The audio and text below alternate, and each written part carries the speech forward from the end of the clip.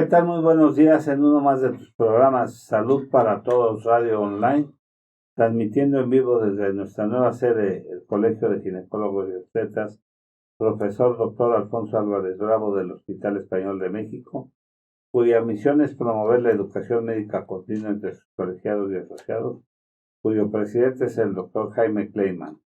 Cabe mencionar que es un programa sin fines de lucro. Nos puedes escuchar y seguir en todas las redes sociales como Salud para Todos Radio Online.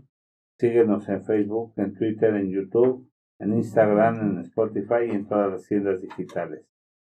Les habla su amigo el doctor Roberto Canales, quien es médico internista y miembro de la Asociación Americana de Endocrinología Clínica. Les voy a presentar a nuestros co-conductores, el doctor Jaime Kleiman, quien es ginecobstetra y tiene su sede aquí en el Hospital Español de México. Muchas gracias, buenos días a todos. A la doctora María Eugenia Ramírez Aguilar, quien es médico internista y se encuentra en el Hospital de Especialidades Diabéticas. Muy buenos días a todos.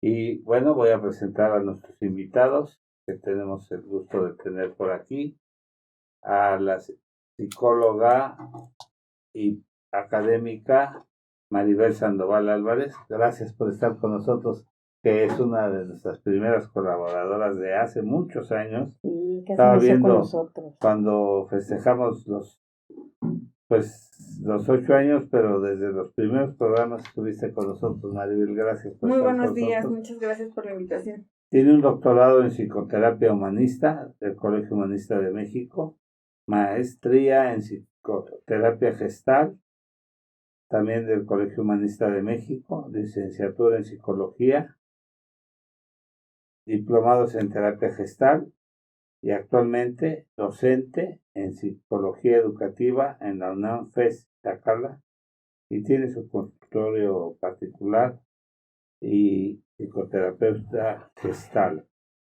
Y el tema que vamos a tratar con ellos, trastornos emocionales y hipocondria en tiempos de pandemia. Y voy a dar un teléfono en el cual pueden mandar sus preguntas al WhatsApp 55 12 42 35 75.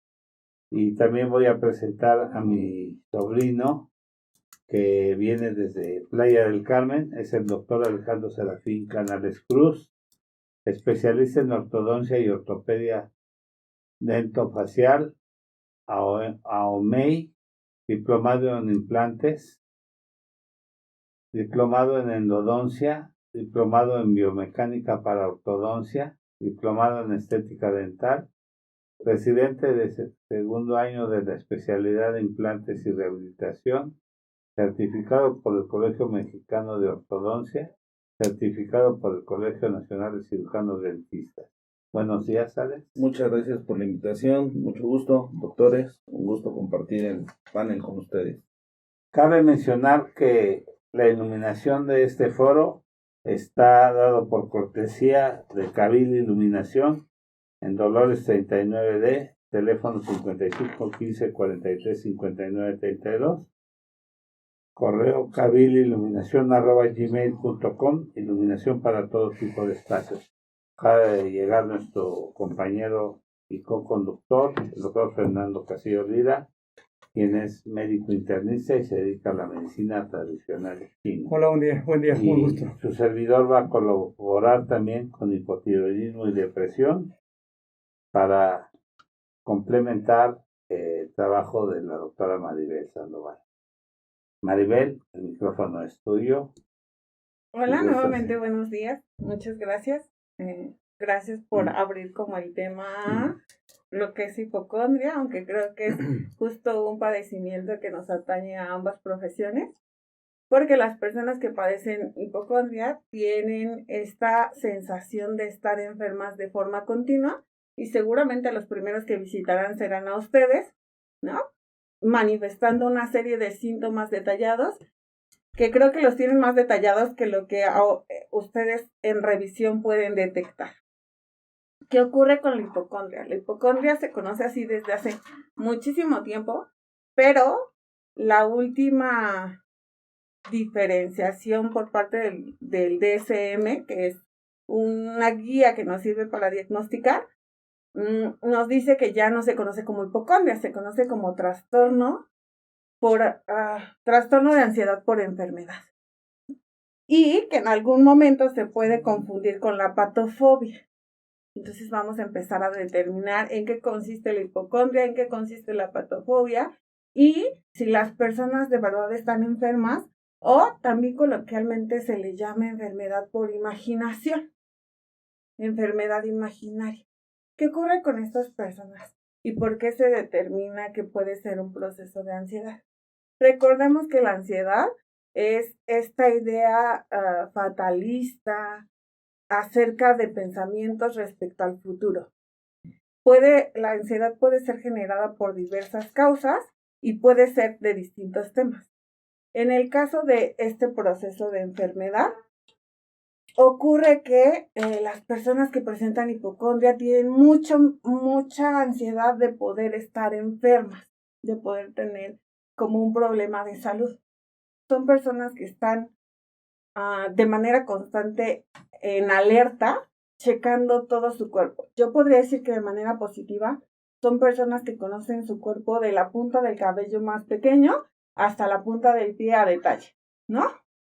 Y ubican si aparece un pequeño sarpullido, si aparece una mancha, si aparece un dolor particular. No es que lo imaginen. Dentro de su ansiedad, ellos sí tienen los síntomas de calambre, de dolor, del moretón, del salpullido. Y eso los hace estar muy alerta. Yo diría que el día de hoy tenemos en positivo y en contra que Google existe. Porque entonces las personas tendemos a mirar estos rasgos y empezamos a buscarlo. Y eso nos da más sentido. Y entonces sí, a lo mejor hace muchos años, que no lo sé, ustedes lo podrán decir mejor, las personas llegaban diciendo, doctor, es que me duele el cuello o me duele tal cosa. Ahora llegan diciendo, tengo esto y esto, como de pronto ya con un diagnóstico. Exacto. Ante ese diagnóstico, pues hay una serie de preocupación. ¿En qué momento se considera hipocondria? Cuando esta preocupación excesiva lleva por lo menos 6 meses. También habría que detectar que hay enfermedades que lo que se desarrollan pueden estar, digamos, sosteniendo esta sensación de hipocondria. Si tiene un padecimiento que sabemos que las personas que investigan reconocen como rasgos y la enfermedad dice que se desarrolla en un lapso de 3 meses, esas personas van a estar alerta durante esos 3 meses, checando de forma continua su cuerpo. De inicio, si acuden al médico, se van a tranquilizar un poco, pero al poco tiempo volverá a surgir algún síntoma o algo que ellos detecten en su cuerpo que hará que otra vez vuelvan a ponerse en estado de alerta. Dentro de las personas que tienen hipocondria pueden haber dos características. Aquella que de manera constante y ante cualquier señal esté en el médico, o que justo porque el médico ya no le resolvió, ya evitan ir al médico porque el médico no les va a creer, porque el médico no los va a atender, porque el médico de pronto hasta con la condición de no sabe que a mí sí me está pasando. Porque como es de manera muy constante, pues el médico de pronto detecta, sobre todo si es el mismo médico, como anteriormente se ubicaba que teníamos un médico familiar y entonces era el que nos trataba de por vida, el médico de pronto ya empieza a conocer al paciente y ya no toma la importancia de a lo mejor el primer momento en que llegó con todas esas afecciones. Maribel, yo estoy pensando en las pacientes, si no me dejara mentir el doctor Kleiman, que llegan en etapa de menopausia, donde es acompañado por sus hijas, por ejemplo. Dicen, doctor, es que mi mamá ya no sabe ni qué inventar, le duele la cabeza, no duerme. Dice que está deprimida, dice que le duele el estómago, que le arde la boca del estómago. Y realmente hay que creerles, porque sí tienen colitis, sí tienen gastritis, sí tienen insomnio, sí tienen dolor de cabeza. Entonces no siempre puede ser inventado. En este caso les duele hasta los huesos porque hay una osteoporosis también. Claro, qué Ahí bueno vas que a quedar dijiste eso, vaginal, ¿no? porque Es importante. yo efectivamente lo vemos en el consultorio, ¿no? Pacientes que somatizan, Ujú. pacientes que les duele X parte del cuerpo, y además, como tú dijiste, yo creo que es muy importante que el médico les crea y no a la primera de cambio es decir, no tiene nada, todo es aquí. Yo creo que es ahí donde nosotros como médicos tenemos que hacer el diagnóstico diferencial. Yo creo que es más difícil hacer un diagnóstico diferencial de un trastorno de ansiedad por enfermedad. Lo dije bien. Que una verdadera enfermedad como tal. Yo creo que sí es ahí pero yo creo que debemos de empezar los médicos creyéndole a nuestros pacientes y sabiendo que si la paciente dice me duele aquí, efectivamente le duele. Ujú. Punto número 1. Punto número 2, el caso del cuento del lobo, ahí viene el lobo, y pues después nadie les cree, y cuando realmente llega el lobo, es cuando tenemos problemas, y ese es un problema. Déjenme contarles rápidamente una anécdota. Esto es lo que estás diciendo, Maribel, es algo muy interesante. ¿Qué pasa? Que tenemos mucho más información ahorita y la tenemos al alcance de un dedo. Antes, cuando no teníamos esa información de enfermedades, de padecimientos, pues solamente ciertos tipos de personas que leían, porque no había esta información en otros lados, pues manifestaban esta sintomatología. Recuerdo un compañero mío en la carrera que cuando llevamos endocrinología, pues le dio hipotiroidismo. Cuando llevamos neumología, tenía tuberculosis. Cuando llevó dermatología, A todos nos pasó. Cuando yo ginecología, pensó que estaba embarazado. Digo, y así. O estaba abortando. ¿Y qué pasa? Pues obviamente tenía la información de cómo empezó el padecimiento, y se iba haciendo a la idea, no, sí, yo creo que, yo empecé, sí, ya me salió una manchita, mira. Ujú. Y así, en general, y ahorita lo estamos viviendo con el COVID. Sí. Que la gente tiene muchísima información y entonces empiezan con dolor de garganta. Yo creo que ya es COVID. O empiezan, ¿qué dice que tiene el COVID? Que tiene lagrimeo. Yo ayer empecé con lagrimeo, también ya es COVID. Y así en general, ¿no?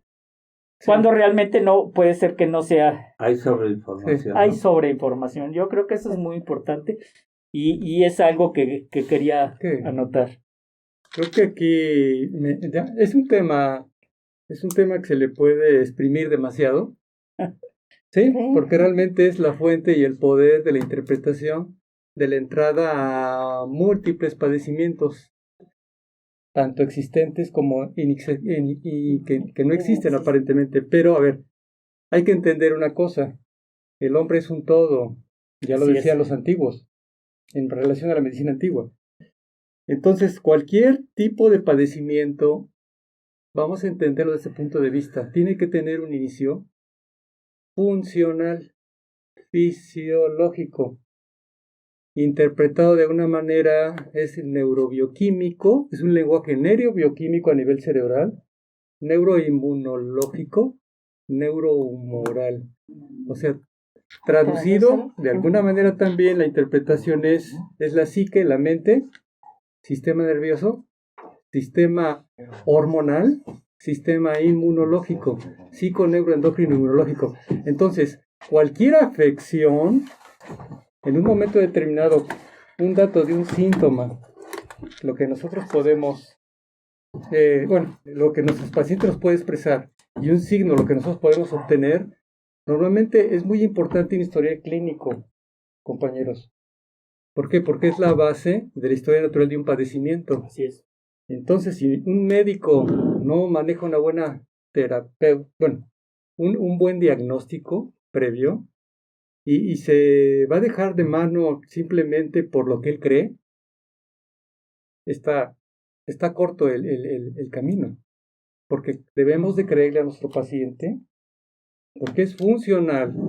Empieza en una etapa de dolor emocional que se traduce en un dolor físico, que es inexistente en el momento, pero que tarde o temprano, de tanto que le está buscando, realmente se va a traducir en un padecimiento crónico degenerativo de difícil manejo. Así es. ¿Por qué? Porque está manejando todos los factores de riesgo potenciales. Es que los escucho y me parece muy interesante. Primero, quiero retomar lo que el doctor nos decía acerca de es importante creerle, porque radica en una creencia, estoy enfermo o puedo estar enfermo. Y para él es una realidad, como bien decía el doctor, no es imaginario.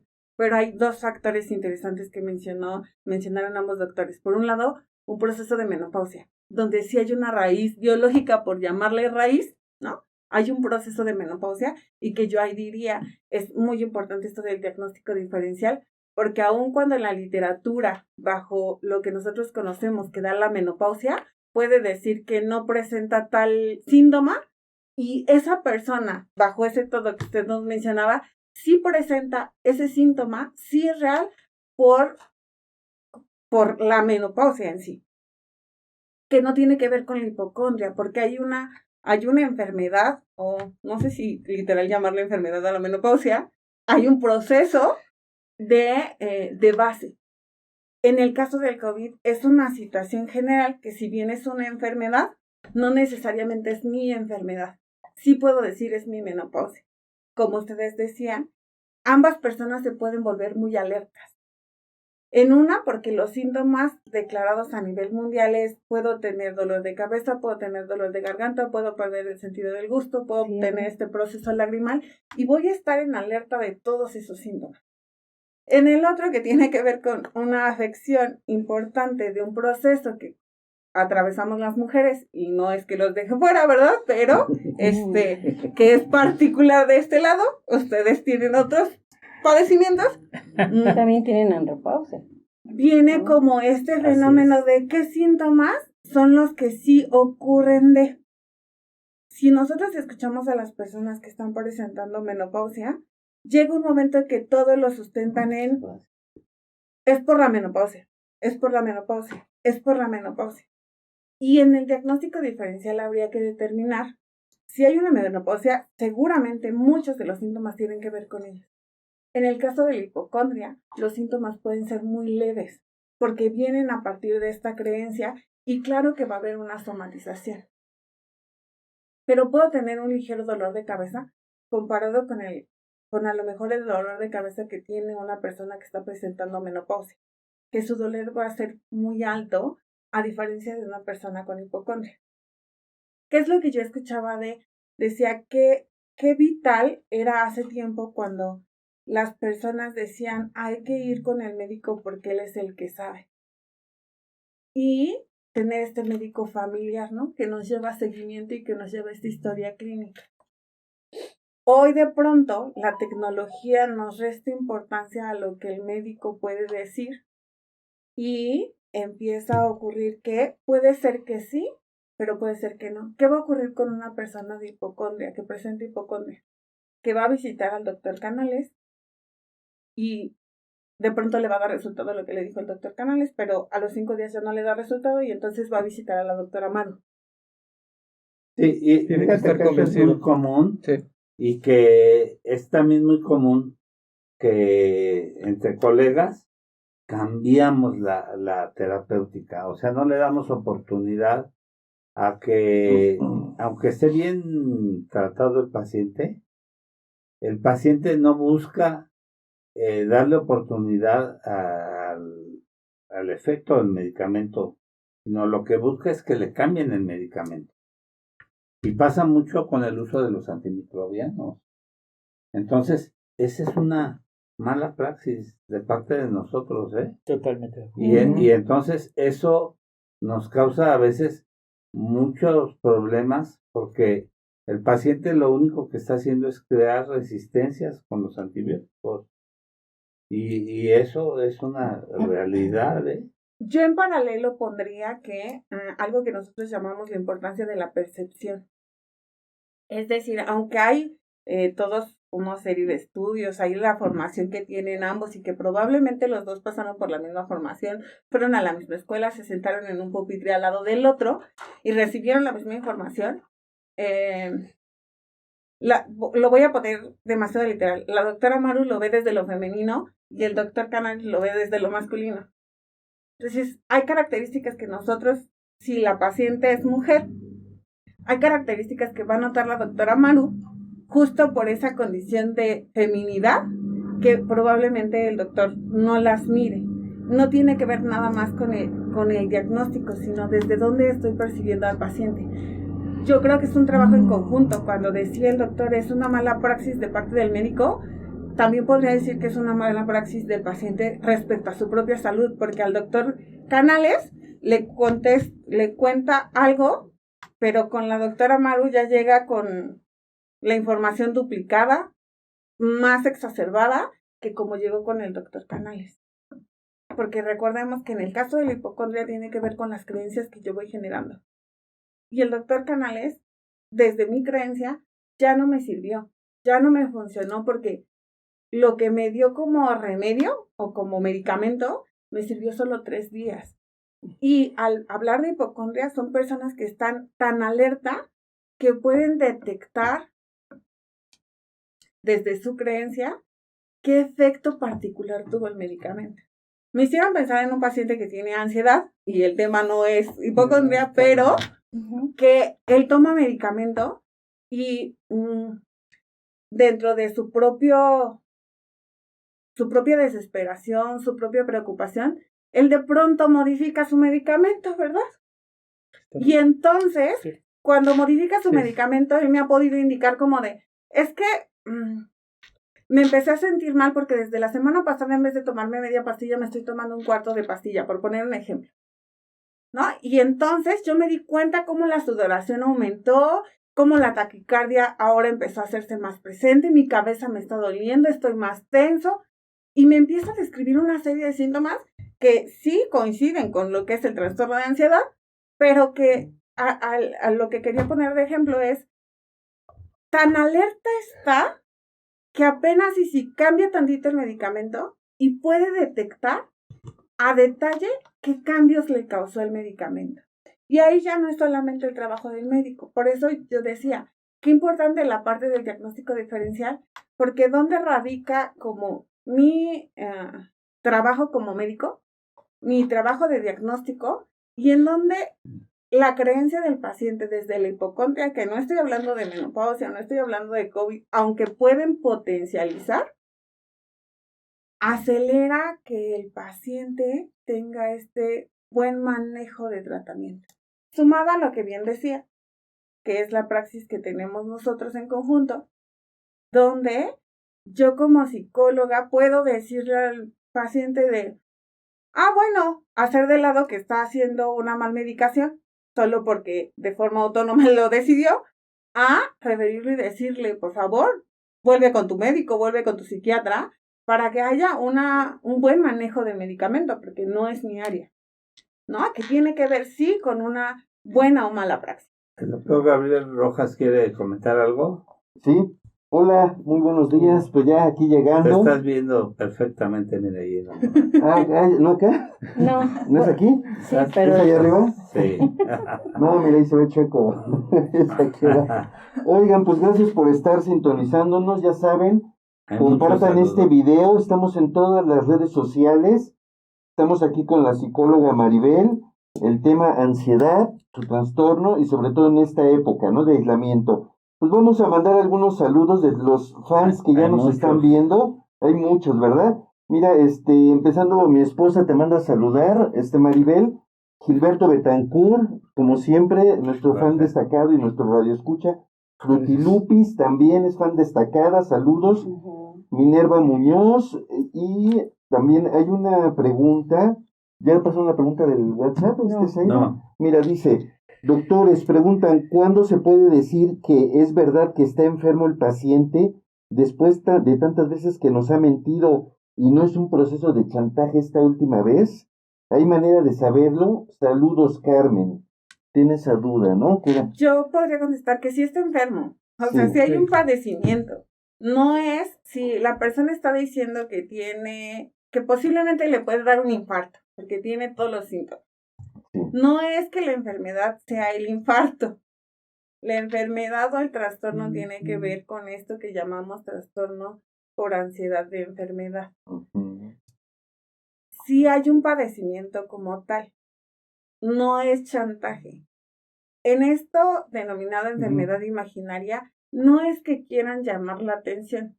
Para quienes somos cuidadores primarios o secundarios, podemos llegar a desesperarnos, podemos llegar a generar estrés, podemos llegar a generar otras cosas, porque las personas con trastorno por ansiedad de enfermedad o hipocondríacas, como las conocemos, nos hacen experimentar como picos muy altos, porque cuando ellos sienten la enfermedad, y si es una enfermedad grave, de verdad la padecen demasiado y entonces nos ponen en sobrealerta, queremos correr al hospital, correr a urgencias, porque hay un padecimiento real. El tema es que el padecimiento no es el infarto, el padecimiento no es el posible cáncer, el padecimiento no es el COVID. El padecimiento tiene que ver con yo me siento enfermo y el pensamiento es ese. Yo me siento enfermo y entonces viene toda la somatización que sí puede presentar salpullidos, sí pueden tener dolor de cabeza, sí pueden tener dolor de huesos, sí pueden estar sudando, sí pueden tener esta taquicardia, pero es generada por la propia ansiedad de esta creencia. No sé si alguien quiere agregar algo más a la respuesta. Yo creo que aquí, doctora Maribel, tiene toda la razón en función de lo siguiente. Generalmente todos nosotros, y más últimamente en estos tiempos, nos están llegando pacientes que presentan estos cuadros. Actualmente se le decía hipocondria, pero realmente es un trastorno de ansiedad donde el paciente constantemente tiene miedos, tiene un grado de ansiedad muy importante y él realmente tiene que estar convencido de que no presenta ningún padecimiento. Él se tiene que convencer. Y cae la situación de que este tipo de personajes generalmente quieren que todo funcione como una vara mágica, que ellos mismos se autoboicotean. ¿Por qué? Tú lo acabas de comentar, Maribel, hace un momento. El paciente, cuando se le prescribe, lo que tiende a hacer él es modificar su dosificación, su propio medicamento, y él lo interpreta: doctor, lo que me dio me hizo más daño. No me sentí bien. Por lo tanto, lo tomé a la mitad, o simplemente no lo tomé. O tomé más. O no quise tomar más porque, doctor, me sentí más mal y me dio más miedo. Creo que aquí lo que busca un paciente de este tipo es ser escuchado y sobre todo que el médico, a nosotros nos corresponde ser muy suspicaces. ¿Por qué? Porque el paciente no la va a ganar. El paciente está sobre nosotros. El paciente de alguna manera le está dando una interpretación, pero tú lo tienes que llevar a una realidad. Y si no lo lleva a esa realidad que realmente está viviendo, está existiendo, sí existe su problema, tiene su padecimiento, pero esto es una consecuencia a todo un trastorno que no se originó ahorita. Usted lo trae cargando. Yo le puedo decir desde que era infante, tuvo trastornos en su seguimiento de vida, en su forma de vida, y tuvo toda una escuela. Y más cuando es un paciente que está, como lo que estamos viendo en este momento del COVID, en donde todos no saben si el día de mañana van a abrir los ojos, ¿sí? ¿Van a qué? Abrir los ojos. Entonces, pero más que nada, lo primero que tenemos que entender que esto es real, que esto existe. Y ahora las redes sociales influyen mucho también, ¿no? La información que ahí encuentran. ¿Sí? Esto existe y tiene una fuente y tiene un poder y es potencial. Y la mente es muy poderosa. Tan tiene poder que, por poner un ejemplo, en los embarazos psicológicos, la pseudociesis, que me tocó. La mujer piensa que está embarazada y no tiene periodos menstruales durante ese. Entonces, imagínate qué tan poderosa es la mente que hace que no tengan sus reglas mientras está pensando o tiene ese embarazo psicológico cuando realmente no está embarazada. ¿No? Y tú los ves además con todo el esquema. Hay aumento del volumen a mí me del tocó un abdomen. caso que Y tienen todos los síntomas y signos Sí. de una paciente embarazada, solo que no está embarazada. Exacto. Sí. Hay muchos saludos. Belinda Hernández, Zoila Cruz, Rafael Zabaleta, Lisbeth Hernández, a Lidia, a la esposa de Gabriel, del Centro de Salud, Manuel González Gutiérrez Zavala, la doctora Cintia Maqueda, la doctora Carolina Carapia, el doctor Edgar Omar, la trabajadora social Teresa Canales, Anita Casas, Sandra Rojas, que fue nuestra representante, Susi Godos, Gilberto Miriam Betancourt, Minerva Muñoz, Idalia Sánchez Vera, José Robles, Guadalais, Marta Aguilar Aciba y Isaac Rachel, Luisa Ramírez, Nelly Canales, Leita y Mirna Rodríguez, Genoveva Ramírez Aguilar, Daniel Bata, Esther Carmen y Rocío Cota, desde Zacatecas. Aquí Maribel, cuando nos pregunta, ¿hay manera de saberlo? Sí, sí hay manera de saberlo, porque es el médico el que tiene que llevar un reconocimiento de realmente descartar que sea algo más emocional que orgánico, que dinámico. Entonces, por eso el médico, con cierto grado de historia natural del padecimiento, comunicó cuál es su comportamiento, sus padecimientos preexistentes, sus comorbilidades, o sea, si el paciente tenía enfermedades previas a esta, investigarlas. Y nos damos a la sorpresa que gran cantidad de pacientes que cursan con ese tipo de sintomatología ya traen cargando trastornos del estado de ánimo, trastornos de tipo afectivo, y de alguna manera ya es un grado de depresión. Se dice que en nuestra comunidad aproximadamente las personas hipocondríacas cursan el 30% y una tercera parte de ellas mismas ya cargan un problema depresivo muy importante. Entonces hablamos de depresión menor a depresión mayor. Entonces, si ya no cargan una depresión como tal, ya cargan una afección de hipocondriasis o un trastorno de ansiedad, un trastorno de estado de ánimo, pero en ocasiones ya cargan comorbilidad. Entonces, sí hay forma de saberlo. Entonces, a nosotros, nuestros colegas, a la medicina interdisciplinaria nos corresponde primero descartar realmente que sea algo orgánico. Yo creo algo que manifiesto. yo me iría y de ahí tomar la interpretación. Yo me iría un poquito más atrás, antes que el médico está el familiar cercano.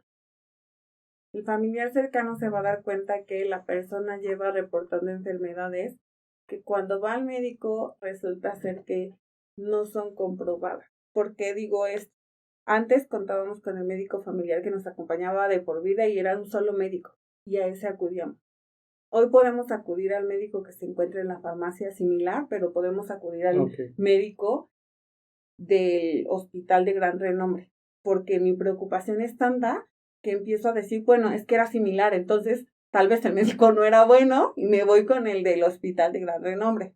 Entonces la persona puede cambiar de médico y el médico no necesariamente va a poder dar seguimiento a si es, no es. Porque hablábamos de un periodo de 6 meses. Pero el familiar sí se da cuenta de cuántos cambios, de cuánto sistema de alerta, de cuánta preocupación hay. Y yo les decía hace un rato, puede haber una constante insistencia en visita al doctor o puede haber una total evitación de ir al doctor porque el doctor no me va a resolver. Y es que es real, el doctor en algún momento no le va a resolver porque los síntomas, aun cuando están presentes, yo me quedé pensando hace ratito, bueno, y si a ustedes dos les llega un embarazo psicológico, ¿qué tratamiento pueden darle a esa persona? No estoy diciendo que no lo puedan dar, pero ¿cuál es su alcance? Entonces, el familiar sí se percata de ello. Hablábamos de 6 meses, pero también yo les decía que hay otro fenómeno que se llama patofobia. Patofobia. Pato de patología con la fobia de el miedo a estar enfermo. Y esa persona también puede tener síntomas de, tengo ese salpullido, tengo ese dolor de cabeza, tengo esa taquicardia, pero a diferencia del hipocondriaco, él tiene tanto miedo a estar enfermo que va a tratar de no ver su cuerpo, no sabe por qué le duele, quizás fue que el día se nubló y entonces se da otras explicaciones para evitar pensar que está enfermo. Pero también va a haber toda esta serie de sintomatología. Pensaba en las señoras de hace muchos años que resolvían las cosas o atendían sus afecciones con test. El tecito de hierbabuena, el de manzanilla, que no hacen daño, hacen bastante bien, pero justo evitan decir, no voy al médico porque el té me va a curar. Entonces, creo que sí nos toca a nosotros como médicos o como doctores el poder diagnosticar cuando llegan a nosotros. El tema es cuando no llegan a nosotros. Cuando no llegan a nosotros, creo que el familiar más cercano se puede dar cuenta que si le estamos llamando chantaje, es que mi mamá me está chantajeando otra vez con que le duele la cabeza, yo pondría el signo de interrogación. ¿De verdad te está chantajeando? ¿De verdad quiere llamar tu atención? ¿O sí está presentando algo que no es el dolor de cabeza, sino que tiene que ver con un proceso depresivo? Agreguémosle otros temas como un proceso ansioso, un proceso de estrés, un proceso obsesivo compulsivo. Exacto. Que puede combinarse. Y ustedes ponían en atención el padecimiento que ahora todos estamos viviendo, que es el COVID, ¿no? Que puedo tener la sintomatología y puede haber esta preocupación. Y puede ser que sí me duele la garganta, puede ser que sí me duele la cabeza, pero que tiene más que ver con el confinamiento, esta parte de estar en el encierro, que si bien nos cuida la salud, también nos altera otros estados de salud, dependiendo de cuáles son nuestras condiciones de confinamiento. Y entonces sí puede haber una serie de sintomatología, pero que no necesariamente va a ser COVID, sino puede ser esta parte de hipocondria, puede ser estrés, puede ser ansiedad, puede ser inicio de obsesivo compulsivo o bien puede ser depresión. ¿Y cuántas veces los pacientes llegan con qué es lo que toma o va a tomar y saca una farmacia para el dolor de cabeza, para la gastritis? Entonces nosotros tenemos la responsabilidad de hacer una buena señalogía, una historia clínica pequeña, y de ahí vamos a obtener muchos datos que nos van a ayudar, y después de la exploración, a dar un buen diagnóstico, porque a lo mejor dándole medicamento, por ejemplo, para la menopausia, ya se quitó todos los problemas, ¿no? Pero ¿sabes cuál es el problema también? Ahorita que acabas de decir eso, que sacan toda una farmacia, pero les preguntas, ¿y este medicamento? Es que tome nada más 2 pastillas. O sea, por ejemplo, de un antibiótico, nada más traen toda una farmacia de varias cosas, pero no acaban el tratamiento completo, que es muchas veces lo que le está faltando al paciente, ¿sí? Pero es que estoy tomando y te sacan 2 pastillas de esto, 3 pastillas del otro, y no le dan oportunidad a que haga efecto ese tratamiento, que ese es también algo que hay que tomar mucho en cuenta. No sé si te haya pasado. No, sí, frecuentemente. Sí, oye, Maribel, mira, aquí hay una pregunta muy interesante.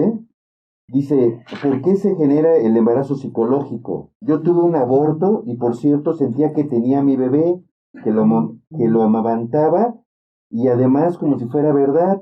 Hasta después de un tiempo los síntomas se me quitaron. Es que es verdad. ¿Por qué pasa eso? Sí, acuérdate que se libera la prolactina. No, pero ella pregunta que por qué pasa eso. O sea, ella no entiende la prolactina, ¿sí? Después después del aborto se libera la leche. Y entonces, si hay leche, si no se la inhiben, hay leche, claro, y yo lo viví, o sea, crecen las glándulas mamarias, escrito y y descrito. entonces 100%. pues seguramente estaba secretando leche y se formó un feedback ahí mientras no se la inhibían. Claro. Sí. Es que, pero ella sentía que su bebé estaba vivo. Que primero respondan justo desde la parte ginecológica, qué ocurre con el proceso hormonal, ¿no? Porque hubo un aborto, pero todavía, no porque ocurrió el aborto, a los 5 minutos mis hormonas ya regresaron a su normalidad. Claro. ¿No? Bueno. Y ya después yo explico la parte psicológica. Hay una cosa muy interesante en Ahora cuestión. sí, Nos puso a todos. Sí, ahora sí. Cálmense, chamacos. Sí. Hay una cosa muy interesante. Los procesos a nivel hormonal femenino se generan desde el hipotálamo, que está en el cerebro. En el eje hay un eje que se llama eje hipotálamo, hipófisis, ovario, tiroides, ¿sí? Todo está, no podemos deslindar una cosa de otra.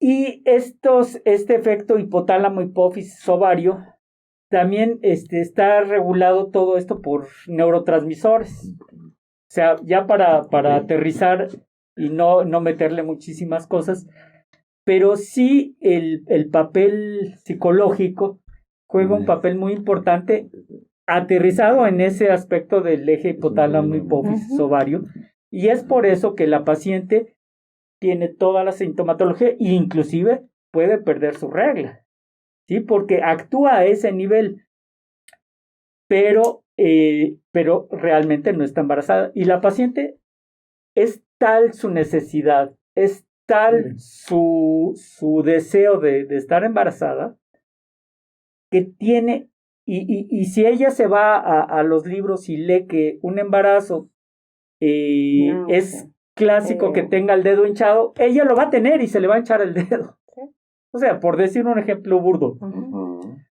Entonces, pero ese es básicamente la cuestión con la paciente. Y lo que decías, si tuvo un aborto, ella ya generó el proceso por el cual se genera la leche, que es una hormona que se llama prolactina. Esa prolactina, que es una hormona que está a favor de la leche, hace que haya leche y que la paciente pierda su regla. Estos casos se dan en miles, ¿verdad, Jaime? Sí, no es algo que lo veamos todos los días. Pero, a ver, yo tuve la experiencia, yo viví un caso, tuve un paciente con todas las condiciones y características de un pseudociencia y un pseudoembarazo. Hice la revisión, esto ya tiene un buen tiempo, hice la revisión y prácticamente llegué a la conclusión, al hacer la palpación, la ocultación, no encuentro, no existe posición, no existe presentación, no hay foco fetal. ¿Qué sucede aquí? Prácticamente coincidía con un embarazo, pues prácticamente ya en las últimas, por decir, semanas. Es una paciente, esto me correspondió en mi servicio social. Generalmente se carece de muchos medios para llevar un control, pero afortunadamente yo fui afortunado porque estoy en una clínica C, tipo C. Tenía mi enfermera, tenía todo completo, en el servicio social, Plaza C, salubridad, tenía todo relativamente. Entonces, en ese tiempo apenas se estaban desarrollando lo que era toda la imagenología con ultrasonido. Se carecía, se tenía que ir al municipio. Pero dije, bueno, está en un buen tiempo. Dije, no pasa nada. Le indiqué una placa radiográfica. Y antes de indicarle la placa radiográfica, precisamente, yo le dije, señora, ¿sabe qué? Para mí usted no está embarazada. Hasta se enojó, Tengo que decirle que para mí no está embarazada, pero mire, no le quito su forma. La estaba preparando, la empezaba a preparar. Pero mire, por favor, le pido una cosa. Antes que nada, hagas este estudio. Sí, afortunadamente se lo hizo y regresó. Veo la placa. ¡Oh! Eso fue de película. La sorpresa, no había nada. Señora. Ahí está la evidencia. Pero no ¿cuántas veces no pasa que hay una negación tan importante que la paciente dice, yo sí estaba embarazada, algo me hicieron y me sacaron al bebé y ya lo vendieron? En el servicio, igual que le dije, la paciente no está embarazada y que el esposo casi me mata, Justo, ahora voy a la parte psicológica, todo lo que acaban de decir. Algo le hizo. Algo le hizo a mi esposa. ¿Sí? Y casi me pegaba. Sí. No, hay que tener cuidado, eso es muy importante. O sea, sobre todo, si la gente está la ilusión del embarazo, la persona, dice, no le he hecho nada, está usted aquí, nada más que no está embarazada.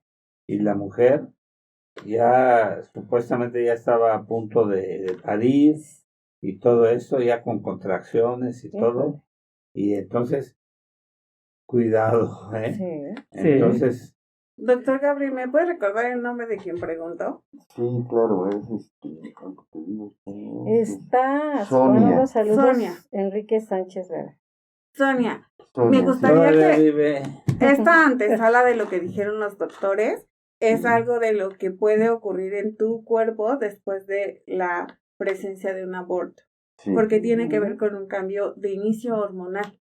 Pero como bien ellos remitían en su experiencia de médicos, mucho depende de varias cosas y ahí ya depende de tu historia. ¿En qué lugar tienes la maternidad? ¿Por cuánto tiempo has deseado tener un bebé? ¿Cuánto tiempo duró tu embarazo? Porque tú pudiste experimentar las sensaciones de tener un bebé dentro. Y esas sensaciones pueden perpetuarse de acuerdo a tu necesidad del embarazo. La otra es cuando vino el aborto, ¿cómo lo viviste? ¿Cómo fue el proceso de duelo? ¿Hubo un proceso de negación? ¿Hubo un proceso de enojo? ¿Hubo un proceso de dolor? ¿Hubo un proceso de miedo? Depende de todas esas características, pero de inicio yo te diría de cuánto es tu necesidad de ser mamá. A veces para algunas mujeres lo vivimos como de vamos a ser mujeres hasta que seamos mamás. Y ese es un factor sumamente importante.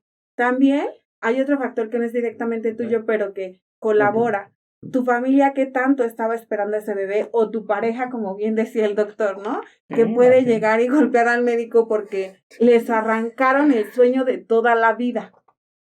Y ese sueño de toda la vida puede hacerte sentir, sobre todo, haciendo hincapié a, tú ya experimentaste un embarazo. Sabes qué se siente, cómo se siente, si el bebé se mueve, si no se mueve. Y tú puedes evocar todas esas sensaciones, porque como bien decían los doctores, pues nuestra mente tiene ese poder. Muchas veces lo vemos como muy cristalizado en los sueños. Hay sueños que vivimos como si estuviéramos sumamente despiertos y despertamos con angustia, o despertamos agitados, o despertamos sudorosos por aquello que vivimos en el sueño. Me parece que esa es una explicación muy similar a lo que puedes estar atravesando respecto a este proceso de embarazo. Espero haberte respondido. Muy bien. Pues entonces, a los que nos acaban de sintonizar, cibernautas, estamos revisando el tema de ansiedad, sobre todo en esta época de COVID y de encierro. Y pues ya sabes, síguenos en todas las redes sociales, comparte este video, danos like a la página y suscríbete a nuestro canal. Muchas gracias. Adelante, adelante. ¿Sí? Bueno, me gustaría retomar, y un poco creo que para ir cerrando el tema, me parece, es ¿qué tratamiento necesitan estas personas que presentan hipocondria o trastorno de ansiedad por enfermedad? Por un lado, nuestro primer recurso son ustedes como médicos, porque las personas al tener afecciones o sintomatología física, a quienes van a acudir son a ustedes.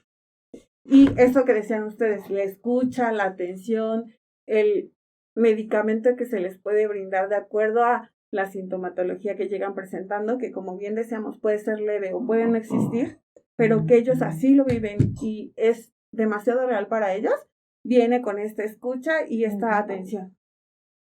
Desde la parte psicológica hay dos tratamientos que son como los más efectivos. Por un lado es la terapia breve estratégica y por otro lado la terapia cognitivo-conductual. ¿Por qué esas terapias? Porque como dijimos, tiene que ver con una creencia. Entonces la terapia breve estratégica genera eso, genera estrategias con el paciente para que empiece a dejar de hacer lo que ha venido haciendo. Una persona hipocondríaca va a tener su botiquín, como bien dijo la doctora, va a tener a Google de por medio, que le conoceríamos como su Biblia actual, y va a tener este médico al que visita constantemente. La terapia estratégica va a buscar disminuir que él tenga contacto con esos elementos, no por minimizar el trabajo del médico ni la importancia de la información, sino porque lo que parece que le hace bien, en realidad le está haciendo más daño al paciente hipocondríaco que bien. Y la terapia cognitivo-conductual lo que va a trabajar es con la creencia. la creencia es puedo estar enfermo. Y se van a desarrollar otra serie de creencias con las cuales trabajaría el terapeuta cognitivo-conductual. Y va la contraparte, ¿no? El síndrome de Munchausen, donde las mamás enferman a los hijos, que van y los operan o los están llevando al médico cuando el niño no está enfermo, ¿no? Que es la contraparte de la hipocondria. Aquí la hipocondria es de los padres que están llevando a los niños y los llevan incluso hasta quirúrgicos. Que ahí desde lo psicológico podría suponer y decir qué necesidad tiene esta mamá de seguir siendo mamá y por lo cual enferma a este hijo para que no crezca, ¿no? Pero es una hipótesis bastante adivinatoria, así que dependería del caso. Ok, oye Madriel, hay una pregunta muy interesante. Antonia nos pregunta, ¿desde qué edad los niños pueden padecer ansiedad? ¿Y cómo me doy cuenta si mi hijo pequeño padece o no? Es que ahora se ve ansiedad desde niños desde 1 año. O hasta los animalitos, ¿no? Sí. Sí, tampoco. Sí. Madriel? ¿Qué síntomas? Va a haber constante irritación en el pequeño, va a haber sudoración, va a haber demasiada inquietud, va a ser este niño que se queda quieto un ratito pero ya está corriendo, pero está queriendo hacer algo, se va a sentir fatigado y cansado, puede presentar demasiada tensión muscular y puede tener problemas en su sueño. Okay. Muy irritable, enojón, muy agresivo de pronto. ¿no? Ahí va el comentario que tuvimos una vez una polémica con Omar, de que en Europa y en Estados Unidos los colegios de psiquiatras recomendaban no usar antidepresivos en escolares y en preescolares, pero empezó a aumentar el número de suicidios en ellos. Por no usarlos. Entonces echaron vuelta atrás. Y entonces porque dijeron que no se deberían de usar y hoy se vuelven a usar porque hoy en día ha aumentado por el tipo de vida, por el tipo de situaciones que estamos viviendo y sobre todo porque los niños usan mucho más el internet, las redes sociales. Me ha tocado ver niños convulsionando porque usan mucho las redes sociales. Lo vimos con uno de nuestros compañeros ahí en Orfeón, con la hija de Alex Gasca, convulsionar por estar pegada al internet. Entonces, hay que tener mucho cuidado y entonces hay que valorar muy bien y si necesita anticonvulsivos, sobre todo se les da topiramato, que se usa en crisis convulsivas, son como neuroreguladores para evitar este tipo y sobre todo la sertralina también se usa con mucha seguridad en los niños. Y Roberto, ahorita que estás marcando mucho de la interpretación del estado de ánimo, hay que entender que hoy por hoy nuestra población presenta un grado muy alto de depresión. Y lo primero que tenemos que pensar que todo ser humano tiene trastornos afectivos, trastornos del estado de ánimo, y que ya tiene, como lo mencioné hace un momento, ya tiene a lo largo de su vida y de su historia alteraciones en su forma de vida. Y de alguna manera puede presentar una depresión de tipo enmascarado. Y por ejemplo, ahorita aquí la pregunta que están haciendo aquí dice, ¿cómo puedo distinguir que alguien tiene COVID o es imaginario? ¿O cómo se puede tratar este tipo de síntoma? Mi mamá me jura que la tiene y la revisaron varias veces, se hicieron las pruebas y nada. ¿Qué puedo hacer, Miguel?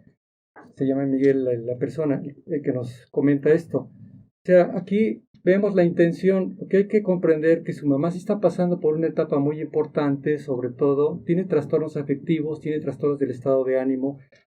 Hay que entender que no se le puede enmascarar una terapia simplemente con medicaciones que reduzcan la ansiedad. Sí, tiene que tener una ayuda terapéutica dirigida, Pero sobre todo hay que entender que la señora está cursando con un grado de depresión muy importante, porque va más allá de la imaginación, ya hay una alteración en estado emocional. Y ahorita ¿no? el aislamiento, el confinamiento ha creado muchos trastornos emocionales. Eso ha sido el gatillo, ¿no? Que dispara todo este tipo de cosas. Pero el problema es que esa persona está sufriendo. Está sufriendo, un dolor emocional. Está sufriendo. Y les digo, yo me atrevo a decir esto también. Hoy por hoy nos está tocando mucho atender pacientes con estas características. Y realmente ya está reportado en la literatura, y lo sabemos del 2018 en el Journal de los Estudios, que realmente la ansiedad per se, nos puede llevar a trastornos muy importantes que pueden tener en deceso. Entonces se hizo un estudio en donde se veía qué tanto tenía la relación, el grado de mortandad con los padecimientos de infarto, cardiorrespiratorios, eventos vasculares cerebrales y crisis hipertensiva. Y realmente se encontró, era un estudio que iba a durar 5 años, de 3 a 5 años, pero prácticamente el estudio se fue casi a 15 años. Sí, entonces se encontró que gran parte de este tipo de decesos realmente estaba muy correlacionado con pacientes que tenían crisis hipertensiva, que guardaban un grado de ansiedad, que guardaban un grado de depresión, y por el simple hecho de tener ansiedad, turnaban con infarto, turnaban con crisis hipertensiva, sin a veces tener antecedentes realmente de ser cardiópatas. Y se encontró también que eran pacientes que turnaban con trastornos de insomnio, tenían problemas para iniciar el sueño, despertares frecuentes, y no tenían un sueño reparador. Y prácticamente tenían eventos vasculares cerebrales de la madrugada hacia el mediodía.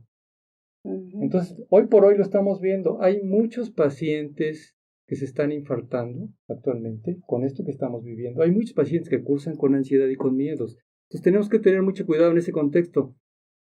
Entonces no se trata de no creer, se trata de que sí existe. Pero volvemos a lo mismo. Tenemos que hacer una buena anamnesis, un buen estudio, recolectar todos los datos. Metal, ¿no? Que se infartan durmiendo. La angina inestable.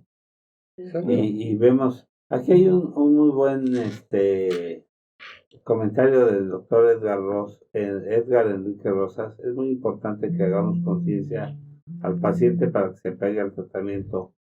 Que si podemos comentar sobre problemas del niño autista. Y felicidades a todos. También saludos a Alex Beca Betancourt, que también es fiel seguidor. Juan Rodríguez también. Pues hay muchas preguntas. ¿Puedo contestarle algo a Miguel? Sí. A mí me gustaría decir que además del tratamiento psicológico, me surge como la pregunta de qué edad tiene tu mamá. Pero, porque eso sabemos que hoy día es un atenuante, ¿no? A mí me gustaría preguntarte qué cosas dentro del encierro de tu mamá pudiesen estarla estresando, qué cosas la hacen feliz, no como un suplir el tratamiento, sino qué cosas dentro de tu hogar pueden haber como solución para ella.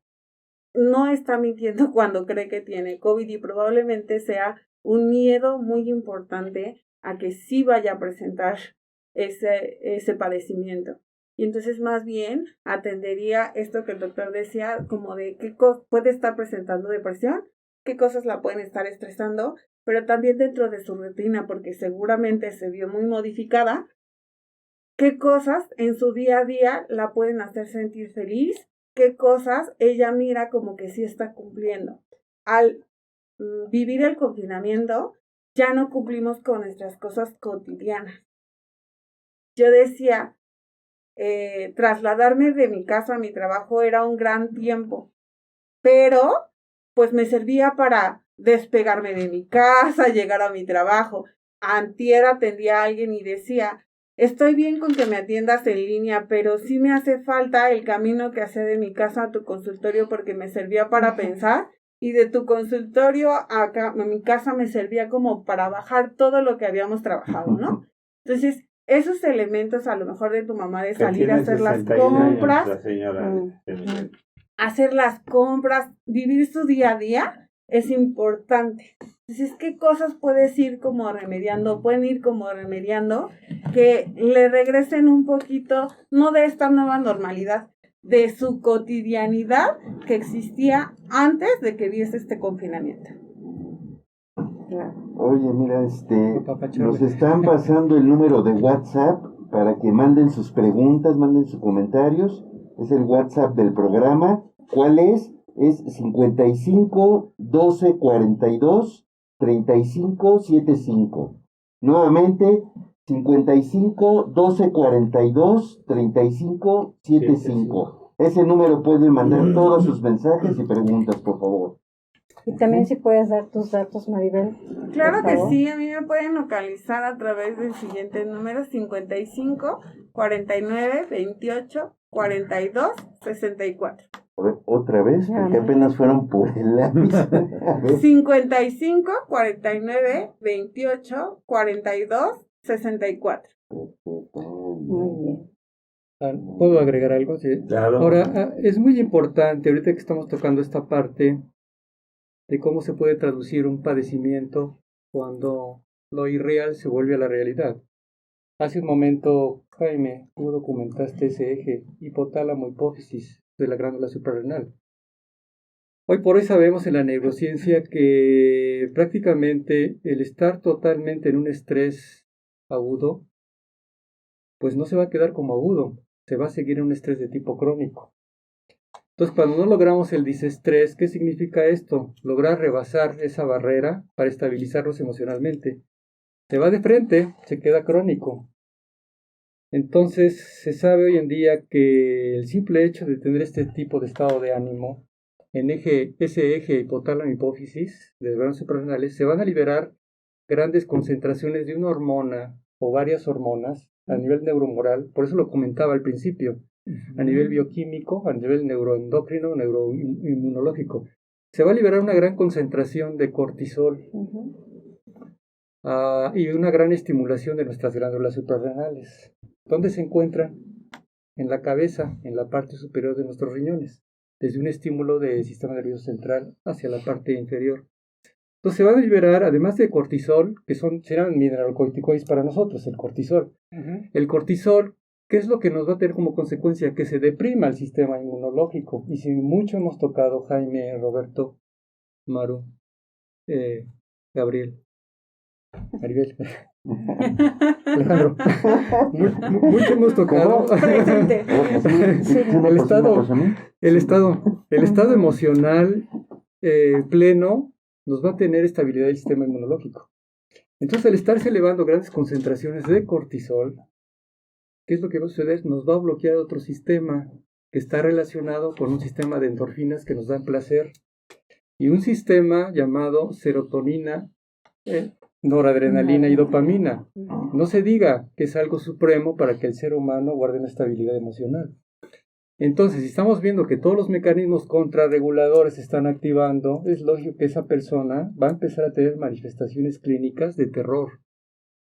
De ahí que podamos entender los problemas, cómo se puede llegar a una paciente ginecológica, un paciente que tiene un control en un cardiópata, un paciente que tiene un control de problema neumológico de EPOC, un paciente que tiene un padecimiento de tipo metabólico, una diabetes, ¿cómo puede complicarse? Entonces eso es bien importante considerarlo, porque si no lo consideramos, vamos a perder al paciente en todo su sentido. Entonces por eso es bien importante, Maribel, que ustedes como psicólogos siempre estén al pendiente en este tipo de psicoterapia y sobre todo saber en un momento determinado canalizar a un paciente ante un terapeuta, a un médico o una relación interdisciplinaria en donde el paciente pueda unificar sus criterios. Yo creo que lo que acabas de decir es muy importante. Yo estoy convencido 100% de que tenemos que hacer un trabajo de equipo. Exacto. Solitos y manejo multidisciplinario, 100%. Aunque cada quien esté encajonado en su especialidad, no olvidemos que estamos tratando con seres humanos que son un todo. Y entonces a ese todo no lo podemos tratar en cachitos. Yo te voy a tratar nada más la matriz, yo te voy a tratar nada más los dientes, yo te voy a tratar nada más el bigote. Nada. El ser humano es un todo y tenemos que abrirnos a las demás especialidades. Sí. El apoyo psicológico, el apoyo 100%. del especialista. Yo le he mandado pacientes a Gabriel con trastornos endocrinológicos y le he pedido que tengan interconsulta con la doctora Perla Carrillo. Exacto, la endocrinóloga. Y con otro tipo de trastornos. Sí, Incluso los ha tenido que ver el oncólogo, ¿te acuerdas? sí, también, el Y entonces gastroenterólogo. siempre Sí. le digo, por favor, le podrás pedir interconsulta con 100%. Exacto, es bien importante. con Perla Sí, o sí, con sí. alguno. Ser equipo, hacer equipo. Y yo eso creo que es lo importante. mejor Buscar porque tiempo. es una manera más integral de ver al paciente y de no tener complicaciones. Exacto. Sí, Así muy bien. es. Y es una manera donde la resultante de todo ello es mejor, ¿no? Exacto. Así es. Y yo quisiera que invertí mucho dinero en traer a mi sobrino desde Playa del Carmen, que le diéramos un giro porque trae un trabajo muy interesante del aislamiento. No sé si pudiéramos, yo también traje lo del hipotiroidismo muy interesante, pero no sé si no tengan inconveniente. Él trae un trabajo muy interesante de lo que es el aislamiento absoluto que están usando ahora con lo de la boca. Ujú. Y lo de hipotiroidismo lo podemos dar en cualquier momento. Ya lo tiene cargado aquí Jesús. Me parece bien, ¿está bien? Sí, La 4. es que me costó mucho Jesús. pagarle el avión y Sí, traerlo desde allá. primera clase en el asiento de la azafata, ¿no? Sí. Y tuve que estar en primera clase y todo esto. Entonces, a ver, ¿con qué empezamos? En la 4. En la 4T. Y bueno, añadiendo un poquito al tema, los medicamentos para la ansiedad terminan causando serostomía o hiposalivación y pues repercute en la salud periodontal, caries, bastantes afectaciones y bueno, aunado también a veces a la depresión, que el paciente no tiene ganas de, olvida la higiene, pues bueno, es importante, creo que un trabajo en conjunto y una buena sinergia, a lo mejor unificando esos criterios a lo mejor una historia especial, una historia clínica especial, ¿no? Pero bueno, yo me voy a lo mío, muy interesante, en verdad. Y bueno, quisiera empezar con esta imagen porque este es el lugar de donde yo vengo. Después de vivir 20 años aquí en la Ciudad de México, este hermoso municipio llamado Solidaridad me abrió las puertas un día. Más o menos hace unos 14 años, una población de 250,000 habitantes. Realmente es un lugar maravilloso.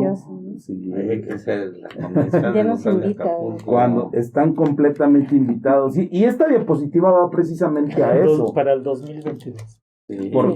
Porque después de esta pandemia realmente sufrimos, porque yo directa o indirectamente vivo del turismo también. ¿Por qué? Porque la gente que va a mi consulta pues trabaja en hotelería, ¿no? Entonces tenemos un aeropuerto con 4 terminales, 25 millones de pasajeros al año. 4 terminales. 25 millones de pasajeros, 450 operaciones de vuelos diarios y bueno, nuestra icónica Quinta Avenida que es es el corazón de nuestro querido Playa del Carmen, ¿no? Es el lugar de donde yo vengo, están cordialmente invitados. Realmente hoy día se impulsa llevar al turismo nacional y al turismo local para operarse, ¿no?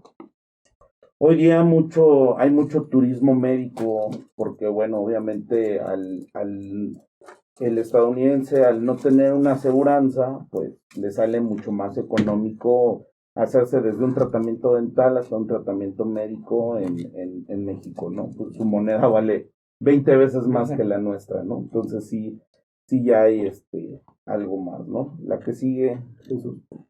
Y bueno, el siguiente mes vamos a tener la oportunidad de estar platicando con los colegas el 11 y 12 de septiembre en Cancún. Para los colegas que nos estén escuchando, están completamente invitados, un cupo limitado, aislamiento total y bioseguridad, pues en tiempos de COVID, ¿no? La que sigue y la que sigue, ¿no? Vamos a saltarnos otra. Y bueno, mi tema se llama aislamiento absoluto. Y esto entra dentro de una filosofía premium que se basa en la odontología predecible, ¿no? Yo soy fiel creedor que la odontología debe ser eficaz y eficiente. Eficaz, entiéndase, porque se utilicen los métodos y los medios para llegar a ser un procedimiento eficiente y obviamente por ende predecible, ¿no? El aislamiento absoluto no es más que el el aislamiento es el más indicado en la mayoría de las técnicas, ya que ofrece mejores ventajas que el aislamiento relativo. Esto, como lo pueden ver en la imagen, es un aislamiento para poder realizar solamente una resina en un paciente.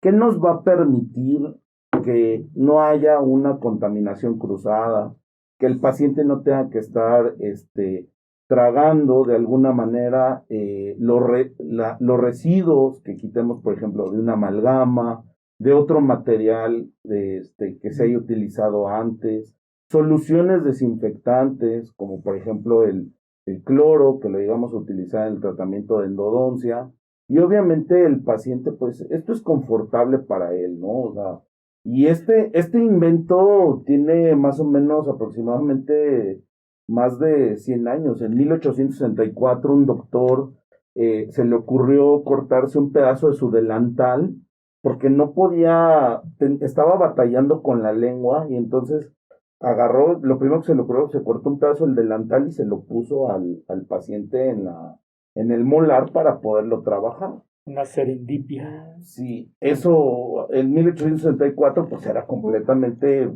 dijeron, está loco, o sea, y hoy día, a mí me tocó en el pregrado, por ejemplo, sí, escuchar a gente que decía, es que, no, ¿cómo? O sea, ¿cómo le vas a poner esto al paciente? ¿Le va a molestar?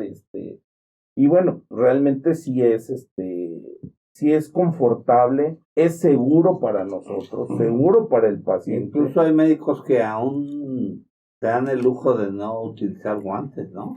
Bueno, sí, y más ahorita que el guante barbaridad. subió un 200%, 300% en precio, bueno, habrá quien hasta lo reutilice, ¿no? Y bueno, ¿cuáles son los campos donde podemos utilizar lo que es el aislamiento? Podemos poner, si quieres, la 48 o 47. Doctor, preguntan si este aislamiento no produce náusea. No, al contrario, al no tener al ser inoloro e insaboro, realmente es una comodidad para el paciente, ¿no? O sea, por ejemplo, un caso, vamos a hablarlo un poquito coloquialmente para nuestro público. Supóngase que le van a quitar una amalgama, pero la amalgama hoy día ya se retira por el mercurio, por todos esos componentes que tenía, que son nocivos para el cuerpo. Entonces, solamente con el vapor, entonces, sí, esa ingesta la podemos disminuir. Una, con el uso del aislamiento absoluto. Otra, con la alta succión que utilizamos. En mi oficina, pues contamos con una succión que se llama bomba de vacío, la cual permite una alta succión y pues aspirar completamente todo para que el paciente no... Hasta las ideas del paciente. Incluso ya las radiografías son digitales, ¿verdad? Usamos radiología digital para menos radiación. Le podemos tomar todas las radiografías que queramos al paciente, obviamente en pro de un buen diagnóstico, ¿no? Rapidísimo. Y bueno, hoy día ya en un momento dado la radiología digital va a terminar siendo, yo lo digo así, como una falacia, porque solamente es en una dimensión, ¿sí? Y cambiar a la parte de la tomografía, porque ya hoy día la tomografía para uso dental es muy socorrida, se usa demasiado, está teniendo grandes alcances y bueno, ¿No salió la 64? Sí, ya salió. A ver, Mira, era la 48, ¿no? ándale, la 48, sí. Bueno, y aquí era lo que yo les hablaba de hacer un trabajo, una filosofía premium con nuestros pacientes, hablando de que el operador debe ser eficaz, eficiente, ¿sí? Y la eficiencia va a estar dada por la actualización del clínico, ¿no? O sea, el clínico tiene que estar certificado, actualizado, usando los materiales que cumplan con el Gold Standard y obviamente basado en evidencia. No es así no es porque diga, ay, bueno, es que la pastita que contenía clavo en todos los años que lo utilicé me funcionó y pues no, o sea, hoy día hay materiales que ya bajo estudios clínicos de universidades de renombre, ¿sí? Nos pueden dar como resultado que el uso de esos productos nos van a llevar a tener un tratamiento eficiente, ¿no? Obviamente, utilizar material de buena calidad, la magnificación, hoy día es indispensable el uso de la magnificación, las lupas, bueno, hasta microscopio. Y realmente uno se percata de cosas que, bueno, dice uno, a simple vista sería muy complicado, sería muy complicado apreciarlos, ¿no? Y bueno, pues el trabajo en equipo y multidisciplinario, realmente yo soy también fiel creedor de que el trabajo debe ser a cuatro manos, debemos tener siempre a alguien que nos ayude y bueno, que piense prácticamente igual que nosotros, ¿no? Para poder nosotros lograr esa eficiencia, ¿no? Aquí, bueno, aquí vemos una foto, esa es mi oficina donde hago parte de cirugía de implantes. Entonces, pues realmente el equipo debe estar bien completo con todo, ¿no? A ver si quieres pasamos a la que sigue.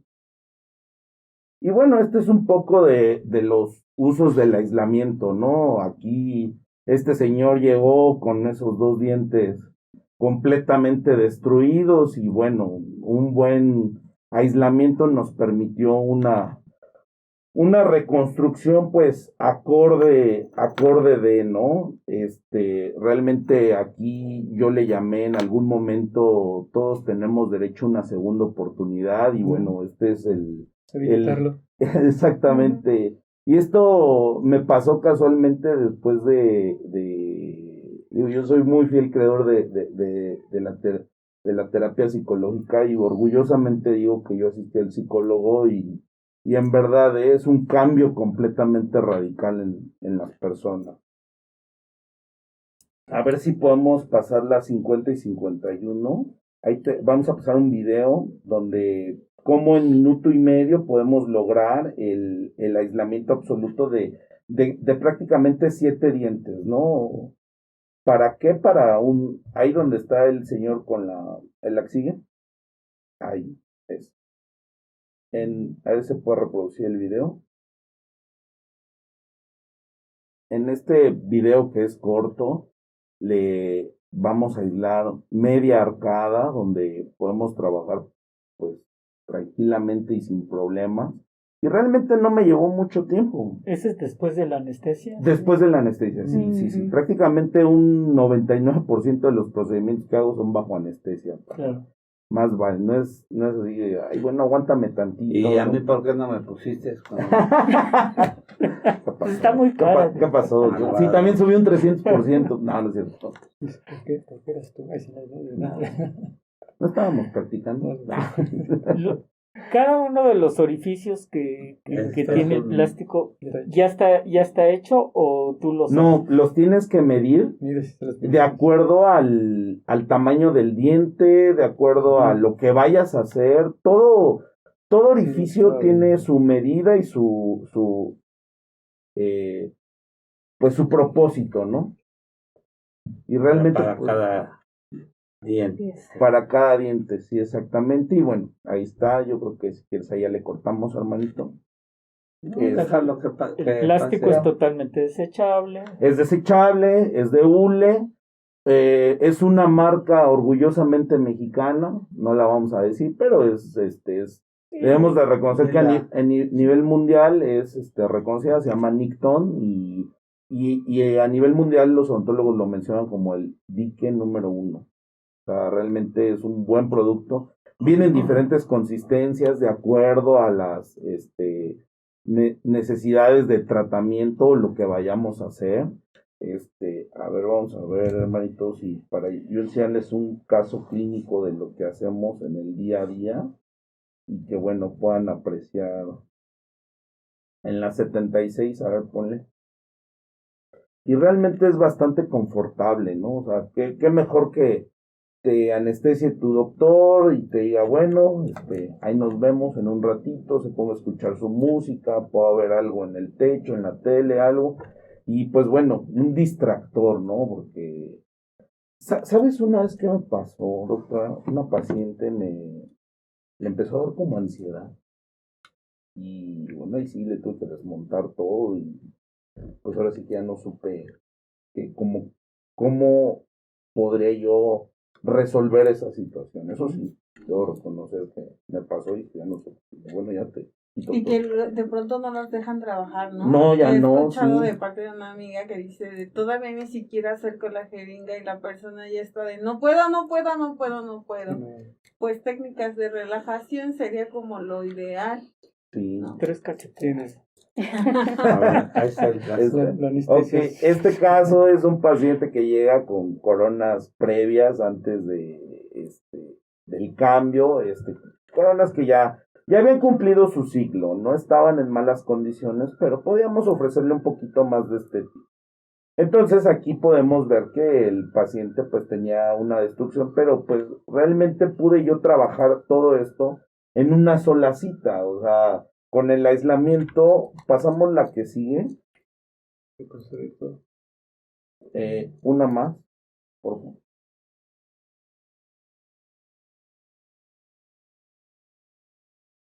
Y bueno, esta es la situación. El paciente tiene, le hicimos endodoncia en 2 de los dientes, uno ya lo traía con su poste, la que sigue.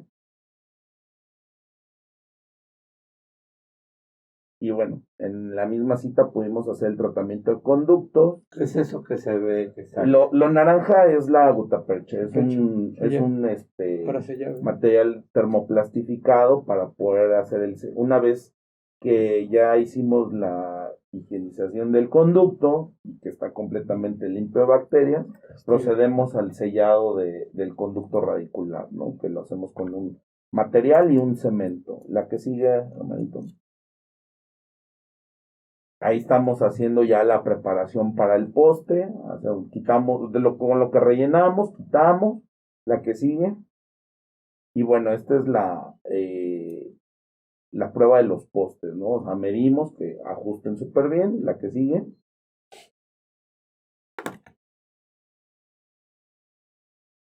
Y este es ya la preparación final, la que sigue. ¿Y qué les quiero mostrar con esto de alguna manera? Porque bueno, el caso está está recién terminado, está fresquecito. Está en el laboratorio, la que sigue. Que bueno, hacer una buena preparación de los dientes nos va a permitir tener unas coronas bien selladas. Una corona que sea de larga duración y que no tengas que estar cambiando recurrentemente, ¿no? O sea, el hecho de que pueda yo aislar, voy a poder utilizar diferentes materiales para hacer un sellado correcto. Vamos a traducirlo en algo muy simple, ¿no? Es como, si yo no uso este tipo de aislamiento, no podría yo pintar una pared que esté húmeda. ¿Por qué? Porque en una pared húmeda no va a agarrar la pintura, ¿no? Lo mismo pasa aquí. El usar este tipo de aislamiento nos va a permitir, de alguna manera, que los materiales tengan una mejor adhesión, tener un mejor sellado. Recordemos que la boca es un medio húmedo, o sea, es como impermeabilizar la casa. Pues sí, pero pues llueve cuántas veces al año. En la boca, la lluvia es constante, la saliva ahí está. Entonces, debe de estar completamente bien selladas todas las restauraciones que nosotros pongamos dentro de la boca. ¿Por qué? Porque, bueno, si no viene mal olor, caries recurrente, puede haber afectación en otros dientes por una mala restauración. Entonces, bueno, esto es lo importante, ¿no? Ahora vamos a ver algo para que... Y aprovecho porque Claro. fíjate que yo creo que es muy importante hablar sobre salud bucal, porque la salud bucal pues se va a reflejar en la salud general del paciente.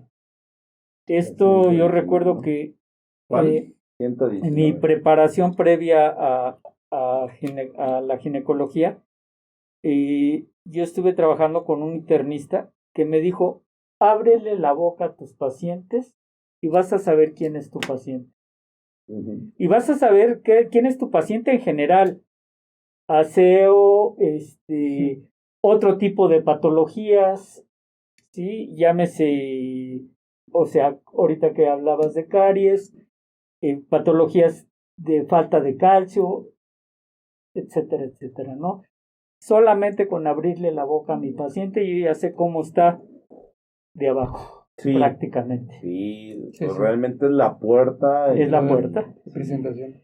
¿Cuántas veces no les ha pasado que pacientes que les falta una pieza dentaria, con una o dos piezas que les falte, que a veces son hasta más, sufren de trastornos digestivos porque no mastican bien su alimento? Claro, y tienen claro. problemas No, y sobre, de colitis, problemas sobre de todo estreñimiento, muchos padecimientos a distancia, endocarditis, ese es daño valvular, por decir algo, problema Sí, renal, claro. glomerulonefritis, Así es. bacteremia. Sí, Saludos yo creo que sí, a por problemas nuestro a querido distancia. Oscar Camarena, que está en AstraZeneca. Sí. Entonces, Oscar, te manda muchos saludos, Maru. Gracias, Oscar. Anoche estuve hablando con él y ahora están muy entrados con lo de la... Él pasó ya a la división de cardio. Oscar Camarena fue nuestro representante Sí. en diabetes.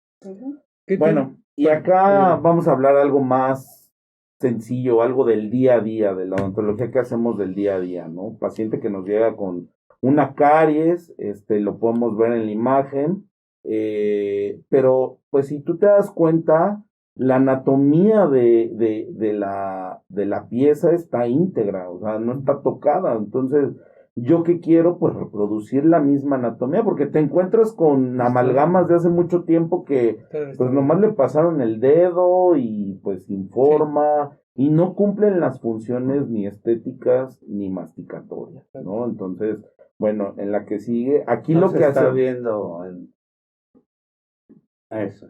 Sí, hacerlo más dinámico, más funcional. Sí, aquí lo que hacemos es tomarle una impresión o una copia en resina a la misma anatomía o a la anatomía original, ¿sí? De nuestro paciente, con estas llavecitas que hacemos, pues con esta resinita azul, ¿no? La que sigue. Y luego, ya que tenemos las copias, pues procedemos a retirar la caries, a dejar completamente limpio el diente, ¿sí? La que sigue. Hacemos el acondicionamiento de nuestro diente y... ¿La reproduces en yeso? No. Esta es una copia en resina del mismo paciente. Ok. Y es una llave, ¿no? Entonces, esta llave azul, ya cuando yo acondicioné el diente, le pongo la resina, le ponemos teflón para que no se vaya a pegar el material. Ponemos el sello, esta técnica se llama resina de estampa o de sello. Entonces ponemos el sello, dale la que sigue, hermanito, por favor. Aquí está cómo hacemos el proceso. Ahí ya marcó la anatomía original de nuestro diente, la que sigue. Hacemos el fotocurado nosotros utilizamos lámparas de halógeno para poder tener un mejor endurecimiento del material, ¿no? Sí, antes yo cuando crecí en esto de la ontología todavía lo hacíamos, lo espatulábamos y lo llevábamos y bueno. Esta es la parte de ser eficiente en algún momento de la que sigue. Y caray, no estaba la última. Ah, sí. Bueno, dale 2 más para ver el resultado final. Esto es de cómo pulimos la restauración. Y este es el resultado final. Aquí podemos ver que tenemos el mismo caso, el mismo paciente, pero ya sin caries. Con la misma anatomía que va a cumplir las funciones estéticas, masticatorias que le y quedó funcionales. ni No, nada. nada, completamente nada. Entonces este paciente pues se va con su anatomía íntegra. Llegó igual, se va igual. Que esa es una de las cosas que pues tenemos que emular, ¿no? O sea, más por estética, por funcionalidad. ¿Sí? ¿Por qué? Porque vienen otro tipo de afectaciones oclusales, como son afracciones que muchos dentistas dicen que es causada por el cepillado, cuando se les empieza a ver se les empieza a ver un poquito de raíz en el cuello de los dientes, lo primero que te dicen es que te cepillaste muy duro, cosa que no es verdad.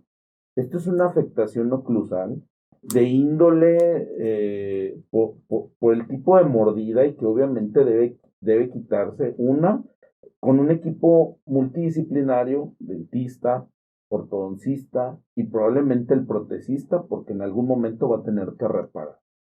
Y, bueno, me faltó uno, el periodoncista, porque hoy día, en lugar de poner a lo mejor una resinita en ese cuello que está expuesto, se hace injerto de tejido para que la encía vuelva a tener su volumen. Con un colgajo. Con un colgajo, pero se mete un injerto de tejido sacado del paladar. ¿Sí?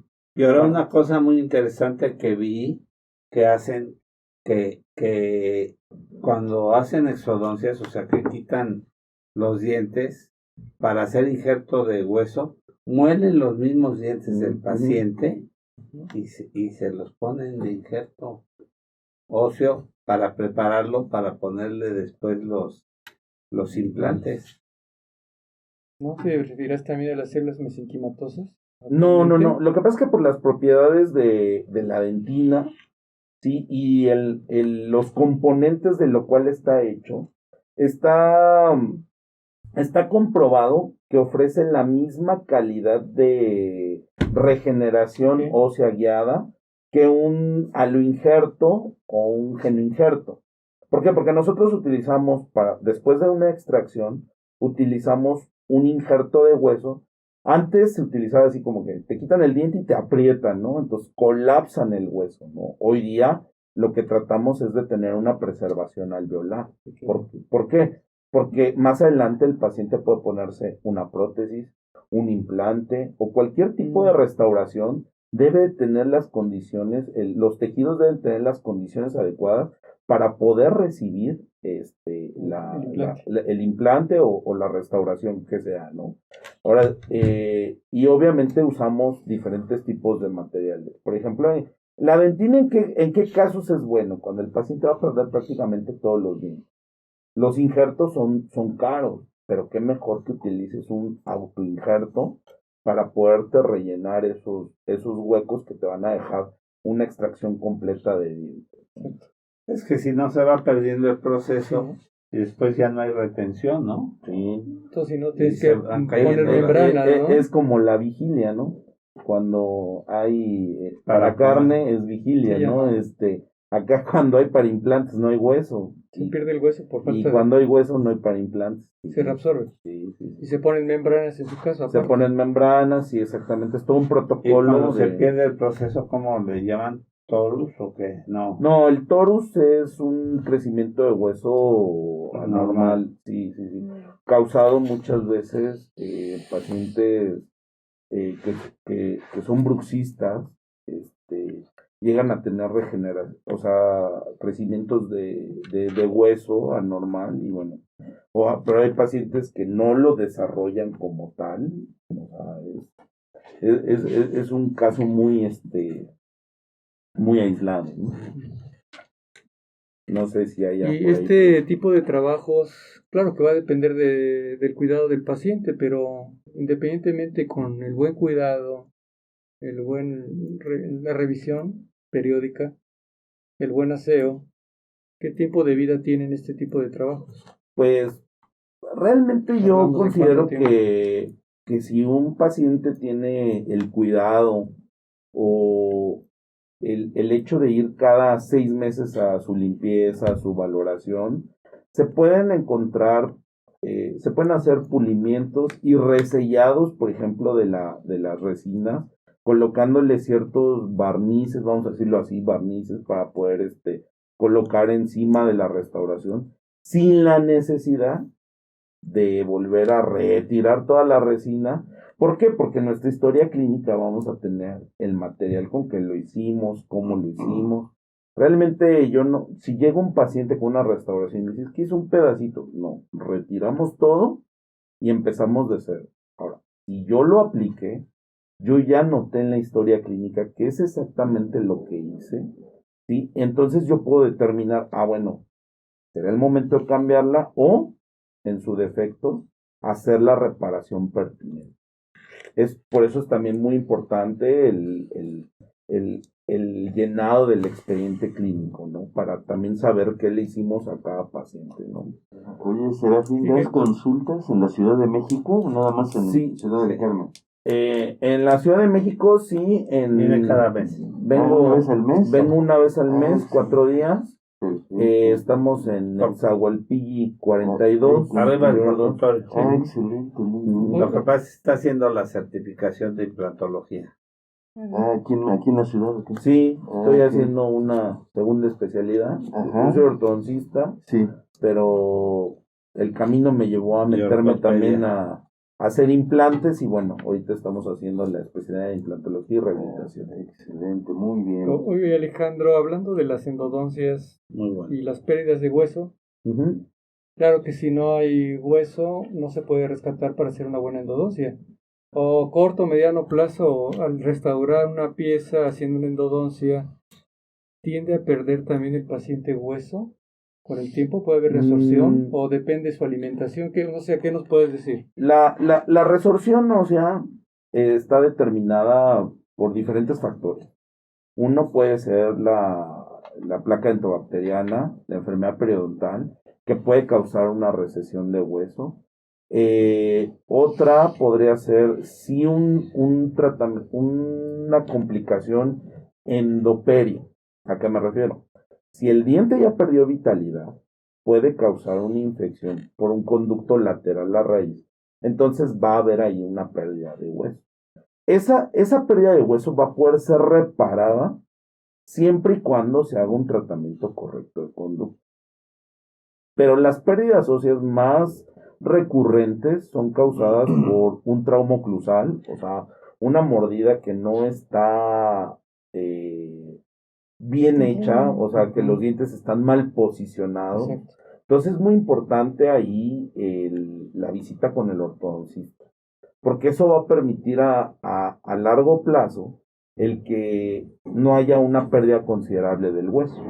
Porque pues no está padre que, por ejemplo, tú te llevas cuidando mucho tiempo y que tienes una buena salud, pero pierdas hueso por un trauma oclusal o por una mala mordida. Entonces es bien importante la visita con el odontólogo y que el odontólogo derive también a los especialistas que requiera en su momento, ¿no? Por ejemplo, en este caso, el ortodoncista, ¿no? Hay una cuestión que además puede ser un círculo vicioso, vamos. Pacientes que tienen osteoporosis, hablando de pacientes con menopausia, y esas pacientes, bueno, pues nosotros podemos estarlas tratando con bifosfonatos o con alendronatos, pero esas pacientes, y eso es muy importante, yo les hago hincapié a mis pacientes que no se pueden hacer ningún tratamiento mientras estén tomando el alendronato. Una profilaxis. Sí, por los antecedentes de los bifosfonatos. O lo vemos con los diabéticos también. Que pierden piezas dentales por enfermedad parodontal que por caries, ¿no? Claro. Exacto. Entonces, ¿cuánto tiempo? O sea, pues obviamente esa paciente se va a tener que hacer un tratamiento tarde o temprano. ¿Cuánto tiempo le pedimos a la paciente que deje de tomar el bifosfonato antes de que tú empieces a trabajar? Por el problema justamente de la necrosis. Bueno, es que hay estudios que dicen que hay bifosfonatos inyectados que llegan a permanecer hasta un año en el Sí, cuerpo. como Sobre todo Entonces, la clase. entonces es muy complicado, ¿no? El aseo de los pacientes, ¿no? Porque, bueno, hay pacientes que han tenido osteonecrosis hasta con una limpieza. O sea, ya no se diga una extracción, o sea, es Wow. un protocolo. En Estados Unidos hasta los internan. O sea, porque les tienen que dar una carga de antibióticos bastante considerable. Ahí sí yo creo que el tratamiento debe ser multidisciplinario y en conjunto con el especialista que esté tratando. Y bueno, llegar a la mejor, al punto medio donde se pueda trabajar, porque sí, ¿no? Le hace una extracción y bueno, pierde otros 3. 100%. Seguramente. 100%. Sí. Y bueno, sí es importante este es un llamado de atención, vamos. No, y Claro muy que- importante para el público femenino que nos escucha, porque es donde se presenta más, si no me equivoco, Sí. el uso de los bifosfonatos. Y bueno, que en la historia clínica siempre pongan todos Así es. los medicamentos que toman. Yo creo que todos. es Ujú. Sí, Ahí muy está el punto importante. medular. Exacto. Pregunta Bárbara Ramírez. Doctores, ¿es bueno lavarse con tortilla quemada para que brillen más los dientes? No, Bueno, es que hay que hacer las preguntas que nos hacen. sí, no. Claro. Y es muy buena. Ahorita les voy a dar mis mejores recomendaciones para una correcta higiene oral, ¿no? O sea, bueno, el punto número 1 es un correcto cepillado con una buena pasta. O sea, no porque te salga la pasta más barata sea mejor, ¿no? Tiene que influye mucho el cepillado y la técnica, ¿no? O sea, así que la flecha no hace al indio, ¿no?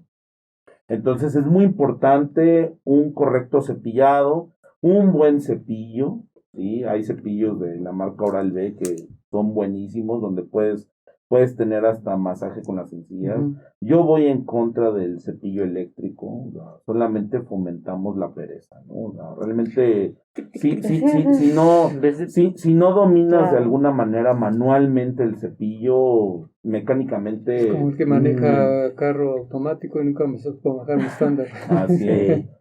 Y yo a mis pacientes que usan implantes y quienes quieren ir un poco más allá de la higiene, les recomiendo el uso del Waterpik. El Waterpik es como una pistolita de agua que les ayuda, remueve el 99.9% de la placa antibacteriana, parezco hasta comercial, pero bueno, es que así le digo a mis pacientes, ¿no? Está comprobado científicamente que sí remueve la placa antibacteriana, y la placa antibacteriana es el factor número 1 para la formación de caries, ¿no? Entonces, el remover la placa antibacteriana nos va a ayudar a no tener enfermedad periodontal, no tener caries, y bueno, es una buena ayuda. Y realmente no es un aparato caro. Y por ejemplo, ahorita creo que hablabas de las pacientes que toman bifosfonatos, que no pueden irse a hacer una limpieza por temor y también por cuidado del clínico, porque digo, a mí si me llega una paciente a lo mejor a limpieza y me dice, tomo bifosfonatos, creo que le digo, primero tomamos una interconsulta con el médico y digo, bueno, se puede, esperamos, y si no, ahí está el Waterpik, o sea, realmente le va a ayudar, ¿no? Sí, aquí tenemos que tener mucho cuidado en la interpretación del bifosfonato. ¿Por qué sí y por qué no debo de actuar en este momento para hacerte un trabajo? ¿Y qué hay con lo de la tortilla quemada? Sí. Lo de la tortilla quemada, sí. bueno, eso, perdón, eso se utilizaba hace muchos años, o sea, y eso a mí me lo contó mi mamá, o sea, porque realmente no, ni en la historia en el pregrado hablaron de tortilla quemada, ni nada, pero era Es algo que sí. carbón. Pero yo también porque ahorita están de moda las pastas de carbón activado y Es abrasivo. no puedes causar abrasión en el esmalte, para mi gusto. O sea, al fin y al cabo, quien busque un cambio de color en el diente, la coloración del diente está dada por la dentina y es un tejido que está debajo del esmalte. Entonces, no puedes blanquear con una pasta que es superficial. Ahí están otros métodos, otros medios, que es el blanqueamiento, obviamente supervisado por el profesional, porque muchas veces encuentras blanqueamientos en Mercado Libre, en el súper, y empiezas a utilizarlo. En Amazon. En Amazon, sí. O sea, realmente no tiene, debe ser supervisado por un profesional para un correcto funcionamiento. Entonces no deben de usar la tortilla quemada. No usar tortilla quemada, no usar pasta de carbón activado. ¿Cuál es la mejor recomendación? ¿Qué tipo de pasta? ¿Qué características debe tener la pasta adecuada y propia? La pasta debe contener en la leyenda, bueno, en los ingredientes, debe cumplir con las características de tener más de 1500 partículas por millón de fluoruro. Sí, porque ya un exceso puede causar una fluorosis, ¿no? Entonces, que no hay pastas de ese tipo, ¿no? O sea, las pastas tienen que ir por más arriba de 1500 partículas por millón. Y yo recomiendo la Colgate Total. En su momento contenía triclosan. Hoy día ya no. Lo retiraron, pero yo tengo mis dudas porque hay pastas que contienen triclosan. El triclosan es un bactericida, ¿sí? Uh-huh. O bacteriostático, sí. No sé. El bactericida. Entonces, de alguna manera estamos ante nuestra boca es un medio que tiene bacterias. Entonces realmente, pues a veces hay que controlarlas, ¿no? Y en algunos pacientes un poco más porque tienen bacterias un poco más agresivas, una flora más agresiva. Sí, te lo comentaba, Alejandro, porque generalmente es muy importante la acidez de la saliva.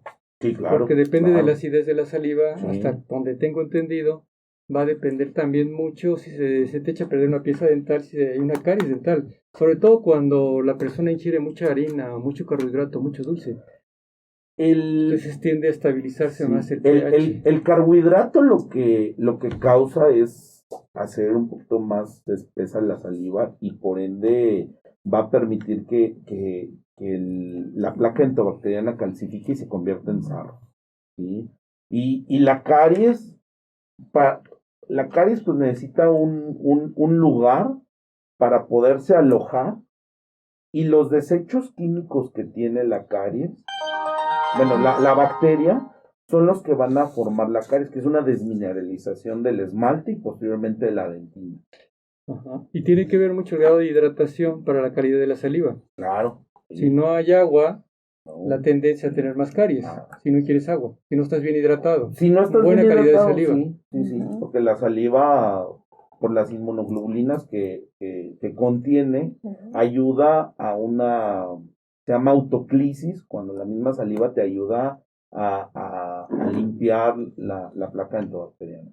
Oye, Alejandro, todas las pastas dentales de bicarbonato, que contienen bicarbonato, ¿qué opinas? Pues es que tienen un fin, ¿no? Es que lo cambian por un momento nada más, el pH. Solo cuando hay algún oportunismo, vale, ¿no? Cuando tienes algún oportunismo, que tienes candidiasis, pero fuera de ahí no están recomendadas. Porque también cambiar el pH bucal no es conveniente. Bueno, sí, hasta donde tengo entendido que las de bicarbonato estabilizan el pH, no sé. Pues... No sé, tú qué me... Pues bueno, habría que valorar el pH de cada paciente para determinar qué tipo de pasta utilizar, ¿no? O cuáles son las mejores recomendaciones, ¿no? No es como una receta de cocina así como de, bueno, todos usemos esta pasta, ¿no? O sea, depende del caso. Pero es que recuerda que el pH es una manera de equilibrio en la flora. Exacto. En la microbiota oral. Entonces, si tú lo modificas o lo haces alcalino con el bicarbonato, pierdes las defensas, la quimiotaxis. Sí, me refería porque es más cercano a la realidad del pH del bicarbonato, lo que tiene la boca, a eso me refería. Más que nada eso. Sí, obviamente cuando el pH es ácido, sí, obviamente sí hay que, y lo podemos ver en pacientes que tienen trastornos alimenticios como la bulimia, y ese es un signo. Sí. Ahí sí podríamos, acidez. exactamente. O cuando tienen Destruye los dientes. reflujos y eso, pero también cuando tienen oportunismos, como cándida o algodoncillo que le llaman, ahí sí le tienes que cambiar por un con bicarbonato, simplemente lo Sí, puedes mezclas. cambiar, ¿no? Pero bueno, pues desafortunadamente, ahora Alejandro nos va a tener que invitar a todos a ir allá a Playa del Carmen. Claro, son bienvenidos. El tiempo Pasó se ha volando. acabado, pasó volando. Ya no hubo oportunidad de hablar de hipotiroidismo y depresión. En la próxima. Lo dejamos para la próxima. Y pues muchas gracias a Maribel Sandoval Álvarez Gracias a ustedes. por haber estado con nosotros. Y a mi sobrino Alejandro Gracias por la invitación y Canales Cruz. esperamos regresar pronto con Sí, otro sí, tema. sí, está muy interesante. Está padre. Sí. Y ver cómo muy profesionalmente maneja a sus pacientes y lo que es la preparación alta. Tienes un dicho que la preparación, un dicho que dice cuesta o Bueno, sí, sí, que dices tú cuesta más la ignorancia o no sé. Sale más caro. ya sale, que sale más caro Sale. no sale caro el tratamiento, ¿no? Sino sale más caro la desidia, ¿no? De no hacerlo. Sí. Y bueno, pues no me queda más que agradecerles y mencionar que la iluminación de este foro está dado por cortesía de Iluminación Cabil, que está en Dolores 39D, teléfono 55 15 43 59 32, con el correo cabililuminacion@gmail.com. Iluminación para todo tipo de espacios. Gracias, Carlita Caballero, por permitirnos esta iluminación. Nos mencionan que ya también tiene los tripiés con la luz que necesitamos para dirigir la luz. Y gracias a todas las personas que nos hacen favor de escucharnos, a Jesús, a Sai, Gracias. a Alejandro que nos da el soporte también, y toda la gente que tengan un excelente día y un mejor fin de semana. Gracias. Gracias. a todos. Hasta luego. Buen día. Buen día. Buen día. Bye.